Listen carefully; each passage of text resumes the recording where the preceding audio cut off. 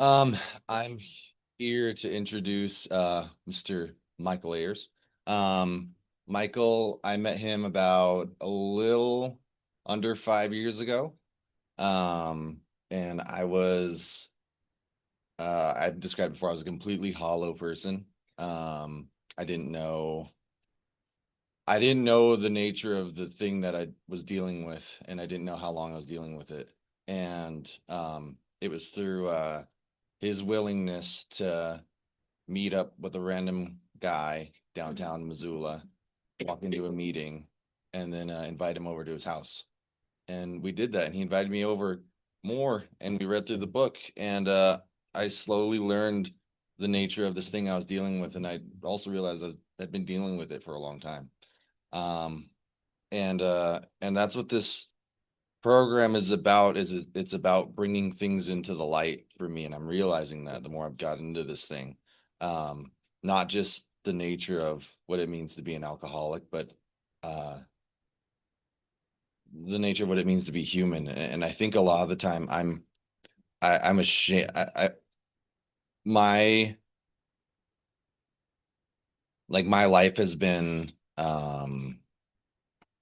almost in a way like it's been me like weaving through shame and trying to figure out how to do it in a way to where you don't know how shameful I am and how much like I want to put on this facade a lot of the time. And a lot of the time it's the ego, and that facade led me to drink uh myself almost to death. And um working with this guy has taught me one of the things, and it says in the book is that I'm gonna like butcher it, but the things that I want to hide are those are my greatest assets. The things that I want to hide from, because that's what I do as an alcoholic, is I like to hide under a rug when things are scary or things are tough or things are um when things are unknown, I like to hide away, and I don't want you to know that I'm scared. And this guy has taught me that it's okay to be scared because we're all scared. Um, and uh, and he's gone through some challenges over the past year, and it's been interesting being on this side of it and seeing him go through it. Um, and it's been really cool. Um, seeing when I think for me it's easy when things are going smooth for me to be like, okay, I'm in AA, you know, God is good, all these things are happening.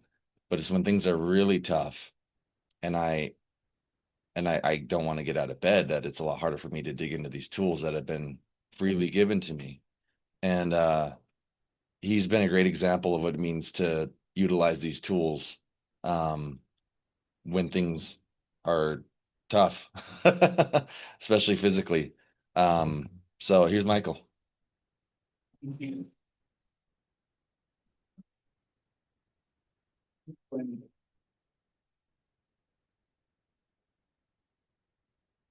Everybody, my name's Michael. I'm an alcoholic. I thought Stanley could have just kept going. Uh, yeah, good job. Glad to be in a meeting of Alcoholics Anonymous this morning. Welcome to our visitor, and thanks for the invite to share my story today. And I'm here because I'm not all there. And I too kind of came into this program hollowed out, empty and not sure about anything really. I got a phone call one afternoon. I was at home and I got a phone call from Billings, and it was a friend in the program, and he said, "I've got a new guy up there in Missoula. Are you able to go meet him or whatever?" Yeah, yeah, sure, sure. Give him my number. Have him call me. And I get this phone call, and it's hollowed out Stanley, and it was COVID, and I don't know, life was weird, and my wife and I had decided to stay online in AA because our kids were going to public schools. We thought our exposure for our family during that time was large enough, and so we reeled in our AA life to an online world. And I get this phone call from this newcomer who's willing enough to call some stranger, and so did what I was showed how to do. And I said, hey, can you meet me downtown? And I had him meet me at the sandwich shop and down there by the parking garage. And we sat outside at one of those tables and visited for a little bit. And gosh, it must have been, the weather wasn't too bad. It must have been something like summertime or decent weather enough to sit outside. And and then I said, okay, after talking to him for a half hour or something, I said, okay, well, meeting's right across the street. Here we go. And he followed me in, and I introduced him to the Missoula group, which was continuing to meet through COVID. And it was an interesting scenario for me because I had been sober for a long time. I've done sponsorship. I've got a home group. I know the drill. I know how to do it. I know how to do what my sponsor did for me. He said, get in the car, come on, let's go. You're going to be here. We're going to go to these meetings. We're going to do this and do that. And here I am in a situation where life was totally different.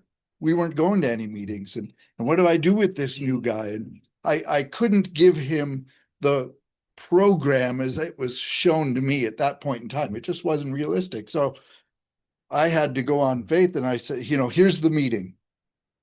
And if you come down here and get with these people, you'll get what you need to get. And I don't know how the conversation evolved, but he kept calling or whatever. And a couple days later, I said, look, if you'll come to my house, we can sit down once a week and we'll open up this book and we'll read out of it. And they said the steps are in there, and we can pull those steps out of there and see how they fit into your life. And he started showing up. And that was unlike any. I'd always gone to told new guys, this is where I go to meetings and this is where you can come to me. We'll go to meetings together and we'll do this stuff. And in this case, I had to like give him to you. And I did that. And he showed up at my door once a week and we started the process, and we've become great friends. And what the reason I wanted to tell that story this morning is because this thing works even when I don't know how it works. I just know that if you avail yourself to this process that's Alcoholics Anonymous and it's somewhat sublime, you will get the results of the effort that you put into it. And that shows in Stanley's life today. And we're still sitting down and meeting once a week, and it's highlighted my life. So thank you for showing up. Today is also the anniversary of the death of one of the guys I used to sponsor in Alcoholics Anonymous. And Chad Palmer was 36 years old, and on the day he died, and I don't know what happened, but I sponsored him for a couple of years, and I had the same experience with him as I did with Stanley. He showed up, we did some work, his life changed. It got by outside appearances, it got successful, whatever that looks like. And he was in school and he got a good job and he had a cute little girlfriend and he was living in a place and supporting himself and getting back with his family. All these things that can happen in Alcoholics Anonymous, not that they necessarily will, but they can. And the last time I saw him, he'd been not with us for a while. And he was trying to get back. I ran into him in a church parking lot and he was strung out. And he like myself had a propensity for outside what do you call it? What do you call it? Outside influences. He liked drugs. Me too. Extracurricular activities. He was all strung out and he was trying to get back to AA. He was trying to get back in with the fellowship and stuff. And he was showing up, but he couldn't get any traction. And he kept going out and drinking and using, and he was really struggling. And he left Missoula. He went to Florida where his family was at, and I didn't hear from him again. And except for I think it was about a year and a half later, we got wind of his passing. And I have to, for myself, I think it was an alcoholic oopsie. I don't think it could have been a suicide. I don't know, but it was probably an overdose or something like that. Um, just based on what I know of him and who he was. But I don't know. I never, I'm not going to call his mom up and say, how'd he die? Because the family chose not to make that news public. So it's none of my business really. But I have those reminders in my phone, people's anniversaries and stuff to remind me because I don't want to forget. I don't want to forget it. And he was a great guy. He was gregarious and fun, and he liked to do this little pinball dance, and he had a great smile. And I don't know why sometimes some of us stay sober and some of us don't. I don't know what's up with that, but I don't want to forget. I like to drink a little bit.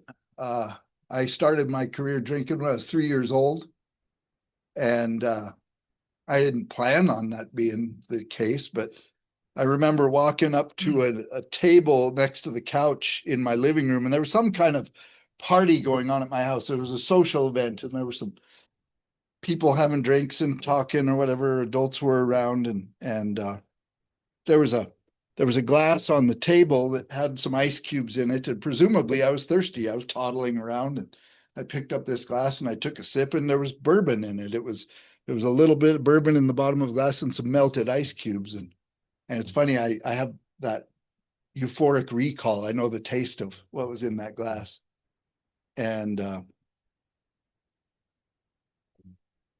I believe that I suffered from the allergy to alcohol right off the get-go. I took a sip of alcohol, and in my body, what I believe to be the truth is that my liver and the enzymes in my body don't break down alcohol the same way they do in normal people, and it sets up a reaction in me physically that causes me to crave more alcohol.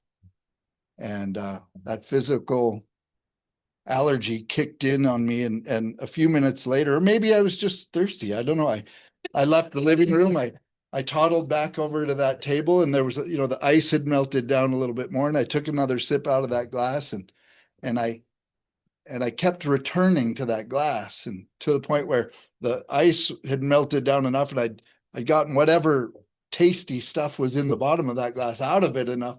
And so I started wandering around this, and I found other glasses, and later that day or evening or whatever, I was headed down the stairs where the TV room was. My brother was down there watching the television, and I made it about 3 steps, boom, boom, boom, and then tumble, tumble, tumble, tumble, right to the bottom.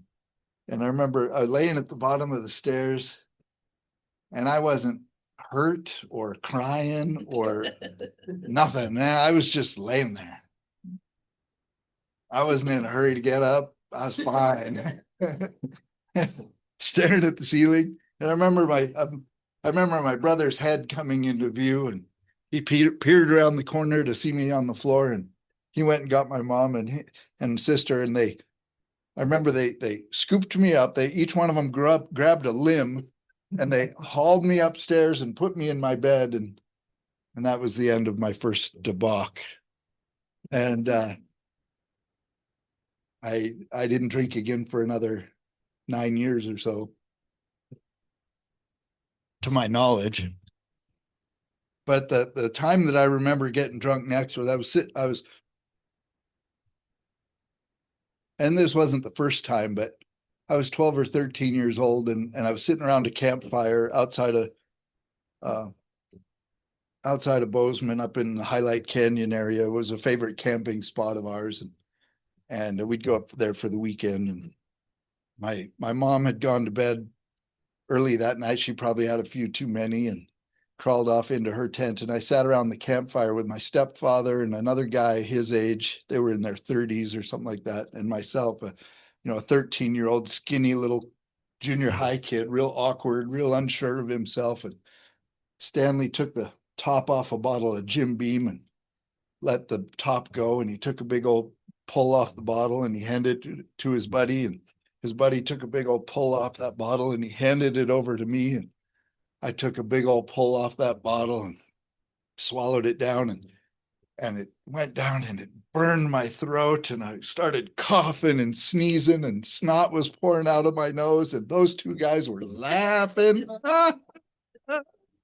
And I was embarrassed, and you know, I cleaned the snot up off my face, and I passed that bottle off, and I'm choking. Oh God, you know.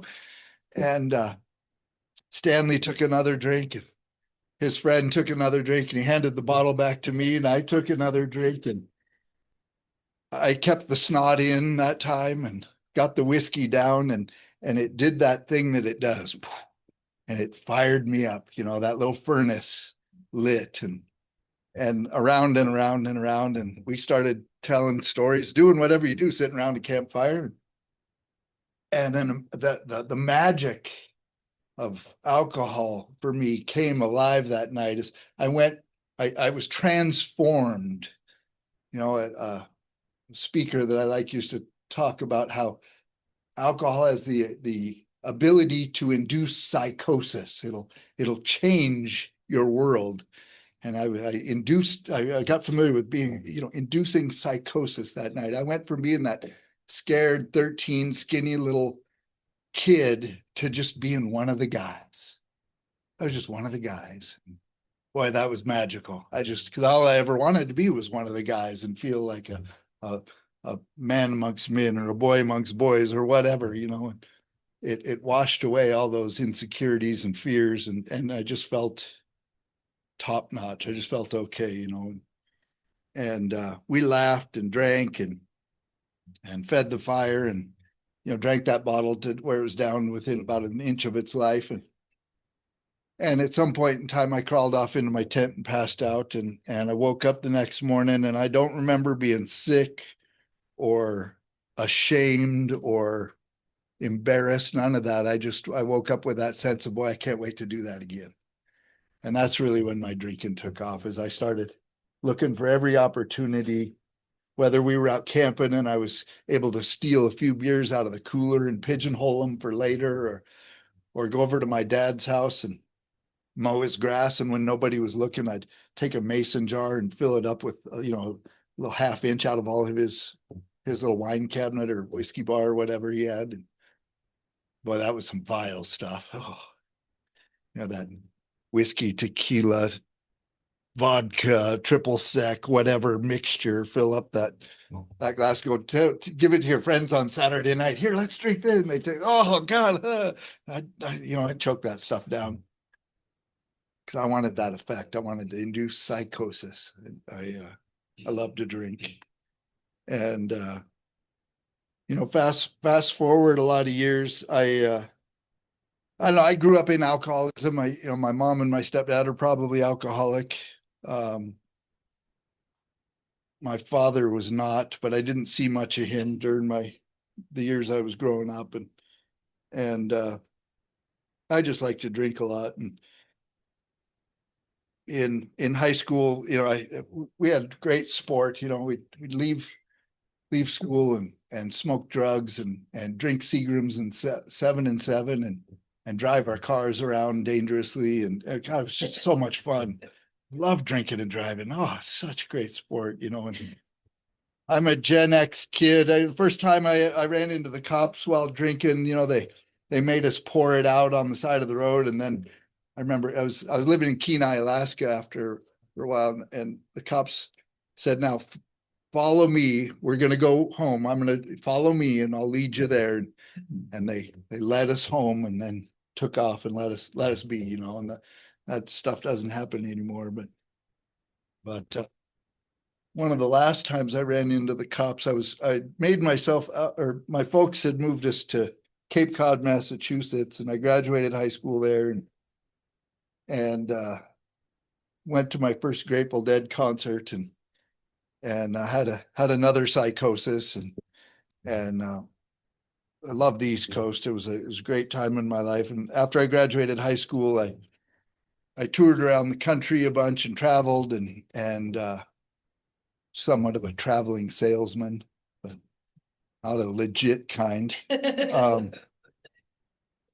And I was on Martha's Vineyard. I used to come in and out of Martha's Vineyard, Massachusetts, in my van, and I'd work as a carpenter for my stepdad for 2 or 3 months, and I'd save up a little bit of money and product, and then hit the road and make my way around and go to rock and roll shows and parties and things. And then when I was broke and needed a refrigerator and a nap, I'd make my way back to Martha's Vineyard and park the van in my mom's place and kind of fuel back up again. But I was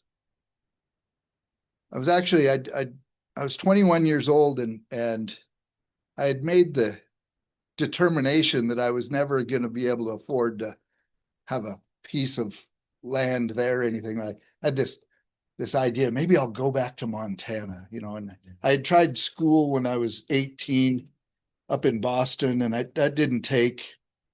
And I was 21 now, and I thought, I'll go back to Bozeman. I'll go to college there. My brother and sister had graduated MSU, and I'll get out of here. I'm the East Coast. I'm tired of all these closed in places, all these damn people. I need to get back out into the wide open spaces, And then I was arrested again for sleeping in public. And in the county of Dukes County, Massachusetts, when you've got drugs in your pocket, that's not a good thing, So I was facing a felony, and it became all the more paramount to get myself back to Montana. And I kind of walked through what I needed to walk through there to get out of town or whatever. And later, much later, when I got sober in Alcoholics Anonymous and I talked to my sponsor about that, I learned what that actually was. Not a geographic, but it was interstate flight to avoid prosecution. I made it back to Bozeman. I started college at MSU, and my dad kept an apartment. He was retired at the time, and he kept an apartment there that used to belong to my brother. And side note, that brother, my oldest brother, was killed in a drunk driving accident when he was 33. Coming home from a Chico Hot Springs, and he was on the East Road, and when the East Road meets Highway, I think it's 89, when it meets the road, there's a T-bone stop right there, and Mark was in the back seat, but the driver came around that last corner and missed that stop sign, and they went down in the ditch and over the highway, and the car rolled 3 times, and Mark was the only one in the car. There's 4 people in the car, and they'd been at Chico drinking and doing what you do in 1986, I guess. Just after, it was right between Christmas and New Year's. And Mark had gotten in the back seat, put his seatbelt on, and passed out. And the driver of the car and everybody else didn't have seatbelts on. They were thrown free of the car. And as the car tumbled, my brother Mark suffered head injuries from being strapped in with that waist belt. And he was dead on the scene, 33 years old. And was he alcoholic? I think so. Did this thing take him out? Yeah, in my estimation. But anyways, I digress. My dad kept an apartment in Bozeman that was Mark's. And when I came back to Bozeman at age 21, my dad set me up for success. He gave me 7 post-dated checks for $100 each, and he put them in the cabinet. And I was starting school, and he said, here's a little bit of something for you. And I went to campus, and it wasn't, when I went to school in Boston at age 18, I made it about 4 weeks, and I was getting a little itchy, just being on campus, and classes weren't really great, and there weren't enough girls around, or whatever lies I told myself. The truth is, I couldn't walk across campus without thinking they're laughing at me. They're talking about something. I didn't feel right. I just knew that that people probably saw me and were thinking, he doesn't fit in here, and I had to go. And I got to MSU campus 3 years later, and I don't know if I lasted 4 or 6 weeks in Boston, but I made it 2 or 3 weeks at MSU, and I'm like, I got to get out of here. Same thing started to happen, only quicker, and I went down to the construction site across from the Cat's Paw, where they were building the Comfort Inn Motel on North 7th Avenue in Bozeman. I hired on with a construction company there, put on my tool bags, went to work. And that's how I'd been kind of supplementing my income when sales were down. And the magic of that was that I could go to work and work all day. And at 5 o'clock, when the whistle blew or whatever, I could go right across the street to the Cat's Paw. I don't know if you guys have ever experienced this, but there's this magical thing that happens at the Cat's Paw, and it's from 5 p.m. in the afternoon till 8 p.m. in the evening. There's this magical thing. They call it happy hour. I don't know if you get the math in that, but it's from 5 to 8. That's 3 hours. That's happy because during that time, you say, I'll have a gin and tonic, and they bring you two. And I love that. I love that. I love happy hour, man. So I'd work and go over to Cat's Paw and do happy hour and go home. And I'd brought a girlfriend with me from the East Coast back to Montana. She'd taken a year off of her education to come back to Montana with me, and so that I could get my feet, going in my education at MSU. And of course I quit. Now I'm working construction again, and I'm coming home drunk at 8 o'clock at night saying things like, let's go to the bar. And she was game for a little while, but then she started to say things to me like, let's not go to the bar tonight. And I'm thinking, what are you talking about? Like, I don't know. The other fantastic thing that I've experienced is there's this magic that happens. I like the Hofbrau. It's a real seedy concrete building with no windows, and there's spit and sawdust and crap on the floor. And I mean, you get too far over by the men's bathroom and it really smells bad, like urine. But that's where the pool table is. And there's little fires back there. And there's a stool in the corner and some old haggard guy playing a guitar. I think his name was Tex. And if you get drunk enough, you could sing songs with him. And oh, it's just a magical place. And some, like, right around 11 p.m., the Hofbrau is like, it's like the center of the universe, and then slowly people start leaving. I don't understand that, because at 2 a.m. when they ring that bell, ding, ding, ding, time to go, and they turn all the lights on, and I'm like, damn it. I hate that. I hate that, because it means I've got to schlep my way back to my lonely bed and start over again. God, I hate that. But she said something to me. She said, do you think you might have a problem with alcohol? You're funny. Why you got to be such a B word, And I couldn't figure out why are you pressuring me? Why you got to be like that? What? Because you see, I get such this intense sense of freedom from drinking, and nothing else gives it to me. And when I'm not drinking, there's this incredibly ever strengthening anxiety that builds up in me. And why do you got to pressure me more? You don't get it. But I really pass that off as like, why do you got to be so mean or whatever? Why can't we just go have fun? And later that year, she had taken her sabbatical from her education, and she re-enrolled in a school, and we'd been kind of on again, off again, just not getting along. And I just felt alone and lonely. And she said, let's go to Colorado. I've got a place. I'm enrolled in school. You can come, you can work, you can not work. It doesn't matter, whatever. And I was, for 3 years, I'd been with this gal. Her name's Rachel. And Rachel was this beautiful blonde woman. And I met her at a fish concert in southern Vermont.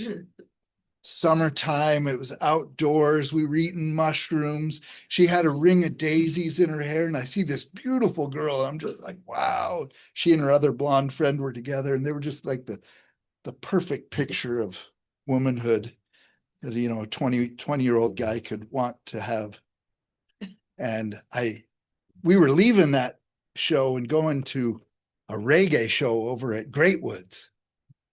And Fish one day, reggae the next. Man, life was good. And me and Mikey were in the 73 Volkswagen headed out of the Fish show. And there's these two blonde girls that we'd seen the day before with their thumbs out. And I look at Mikey, I'm like, hey, man, here we go.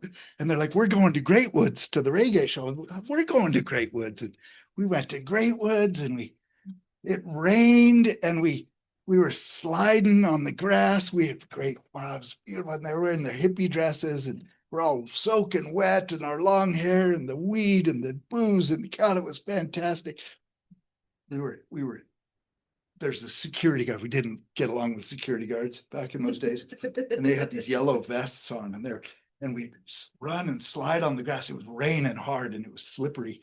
And we'd run and slide and down the hill. And we were targeting the security guards and knocking the feet out from underneath them. And then there's no way.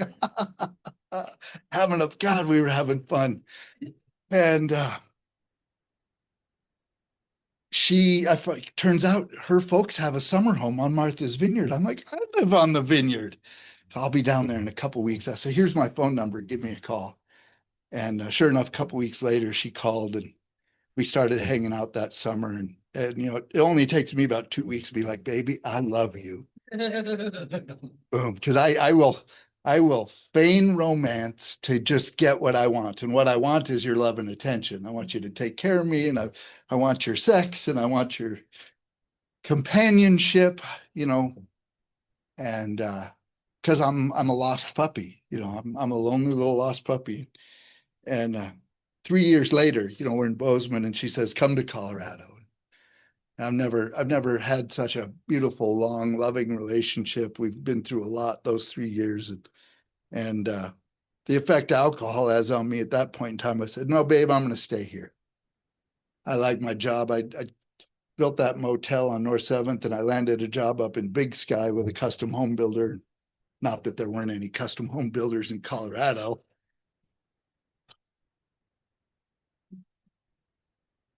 But it was those questions. Do we have to go to the bar tonight? Do you think you might have a problem with alcohol? It's like, babe, I'm going to stay here. You go to Colorado, have fun. And I set her up and she drove away. And I was living on 8th Street in Bozeman. I was about 7 blocks from the Hofbrau. And she drove away in that little gray Subaru that afternoon. You know what I did?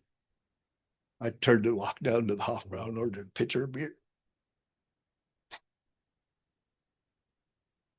Fuck.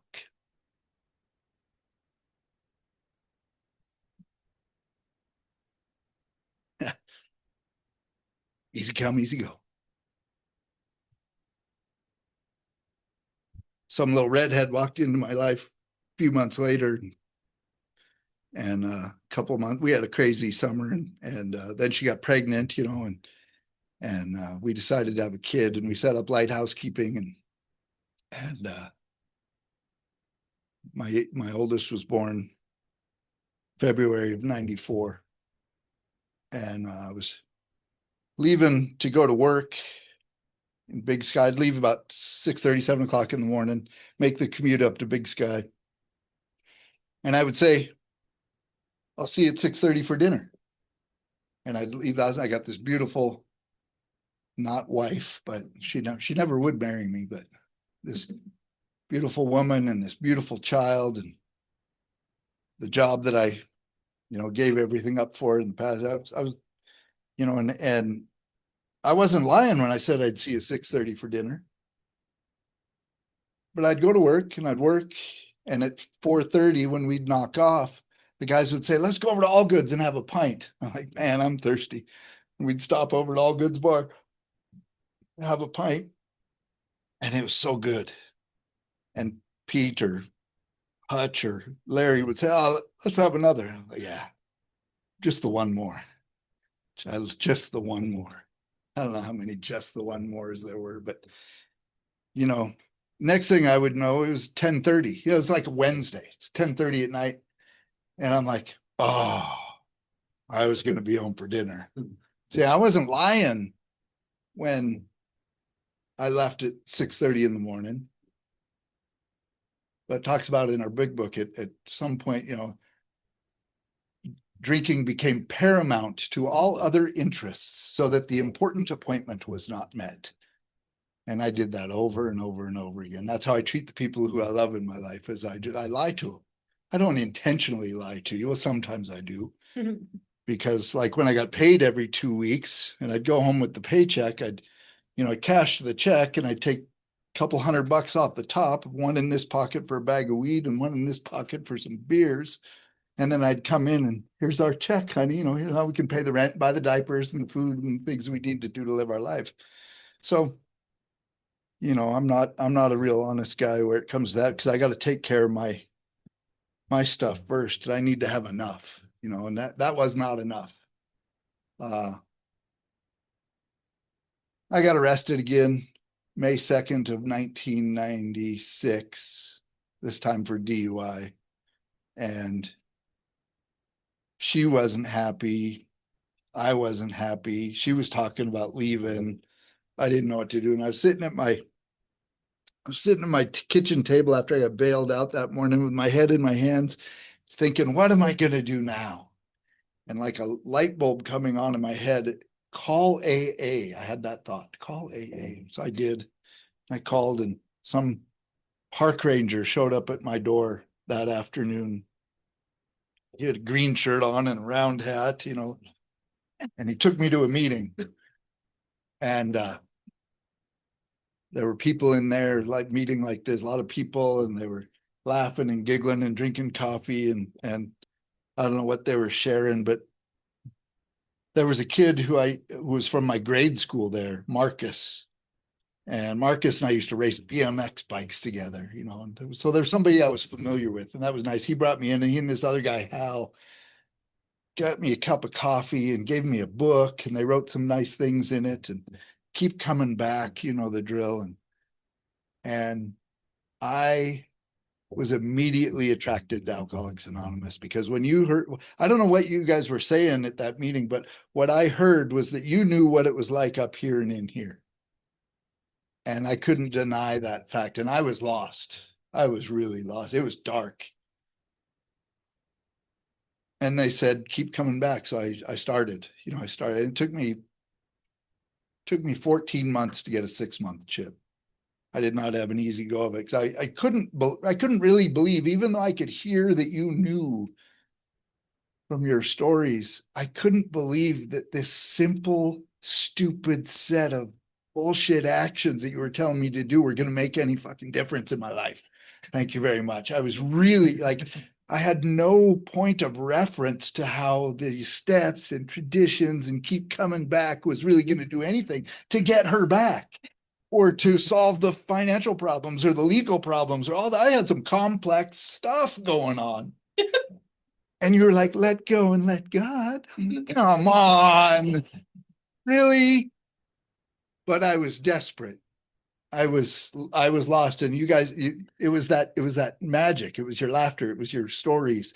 And I heard that you knew what it was like inside my head and my guts. And so I kept coming back, and slowly, ever so slowly, as I put one foot in front of the other, I started to get the idea that if I don't take the first drink, I won't get drunk. That maybe if and I couldn't do that, because I would get the thought to drink and I would go do it. And so I had to get in between there, the thought, I'm going to go drink, or fuck it, because screw you anyways. And then it would happen, call your sponsor. Oh, I got some direction in there. Call your sponsor, read the book, go to a meeting. I started to have some other things to kind of put in, like interject into my thinking. And I was at her house. I was a couple months sober, somewhere in those new days or whatever. I was dropping off the kid. She had moved out. I was pissed off about that. I was left with the lonely dog, and it sucked at my place, because it was just me and the dog that wanted to be with somebody else. And I was dropping my kid off at Anna's apartment. And as I was walking out through the hallway and down the stairs, he was walking in, and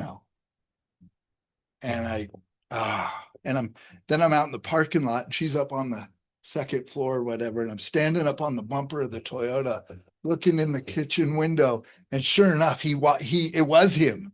He walked in. God, I was just boiling. How dare she? And what the, like, I was just, and the thought was, I knew where my rifles were.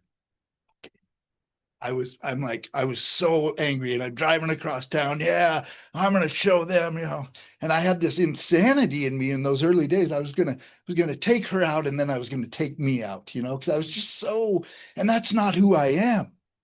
I'm not a violent guy. I watched my parents beat up each other, and I couldn't get in a fight when I was in high school because I was too like, nope. Because I watched my parents, and I'm not a fighter, but I was so twisted up in my emotions and stuff.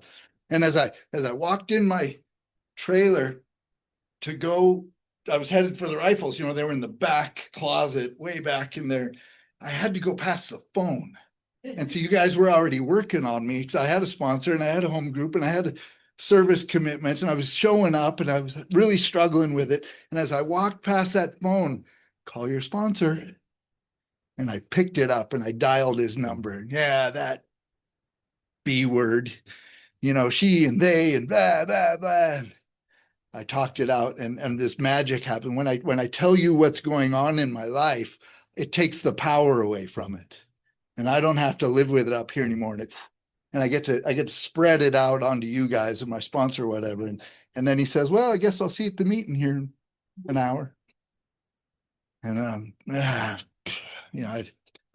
one of my phones was broken in half and held together with duct tape. That was back when phones had cords attached to them. When I really hung up on her, and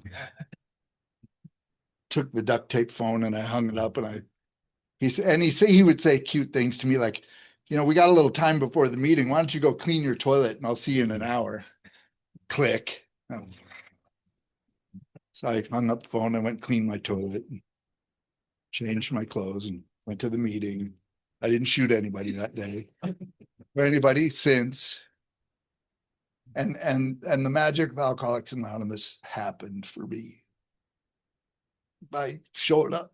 Oh, I get to see it for friends of mine that are lost today. I know that I don't have to do this alone. I love the effect of Alcoholics Anonymous on my life. And I've had this fairy tale of Alcoholics Anonymous. It's like, boy meets girl on a campus, and they move and get married and buy a house and have kids. And they're met with financial insecurity and infidelity and all the things, and death and cancer and their lives just get more and more beautiful as time goes on. We've been able to meet all the things that have come at us with a little bit of grace and dignity because of the 12 steps and 12 traditions in Alcoholics Anonymous. I've been doing this thing for a long time. And last year, and I've never really had a strong sense of faith or God in myself, but I take the actions anyways. I read the things, I try to pray, I try to meditate. I'm really wishy-washy. 2 weeks on, 2 weeks off. I'm like a roller coaster. I'm in and I'm out. But I show up to meetings. I go and meet with my sponsor when I don't want to, and I'm willing to meet with sponsees and do the things and all the stuff and be of service and go to district meetings and go to the jail and just all these things over the years. And I was in a skiing accident on March 2nd last year.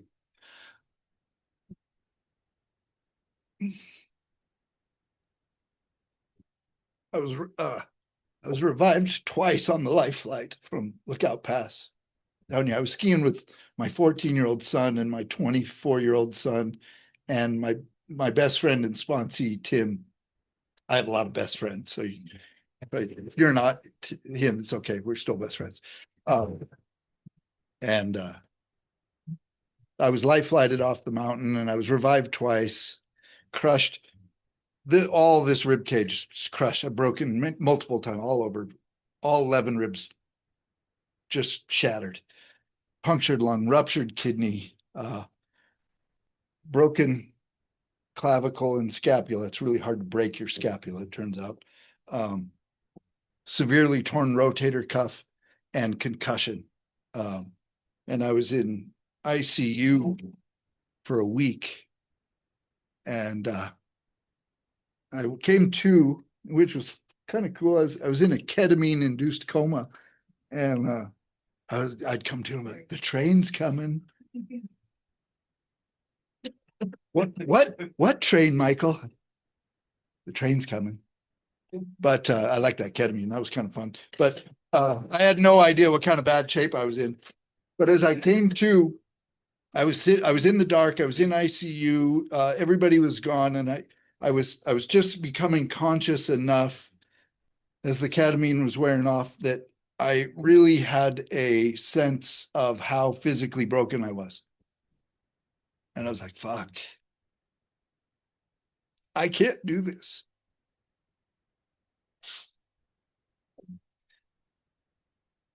And I was gifted a little bit of rest. And I haven't had to. And I as imperfectly as I've done it over the years, I knew that there was no other solution for me than to like meditate or, to breathe, really just breathe. And I haven't had to do it. I've just had to walk. I've just gotten the opportunity to walk forward from that point until now and do the things that I've been shown how to do. I got out of the hospital and I was at home and I walked out my front door and I was walking with a cane and I was going to a doctor's appointment or whatever. My wife was driving me and it was like my first time out the front door after I got out of the hospital, which I was there for 2 weeks. And I'm walking down the front walk and I was like, fuck, I can't do this. No, I'm sorry. I said, I don't know how to do this. I don't know how to do this. How do you walk back out into the world when you're all broken and you don't know what's coming next? And I stopped right in the middle of the front yard. And Rosie was with me and I said, no, that's not true. I know how to do this, just one step at a time. And that's how you do it. And today it's been 10 months since that point and I'm free again. I've got, it feels like somebody put a boot up under my ribs and everything still hurts, but I'm walking and talking and I'm not seeing fours anymore. And there's an amazing thing that happens when you just follow this path. Just put one foot in front of the other. Don't drink, show up, go to meetings, call your sponsor, do the things. And it's led me to a life that's just absolutely wonderful, more wonderful as time goes on. When trouble comes, I've got the ability to meet those things with a little bit of help from you. And it just keeps getting better and better. So really grateful you asked me to speak today, and that's all. Thank you.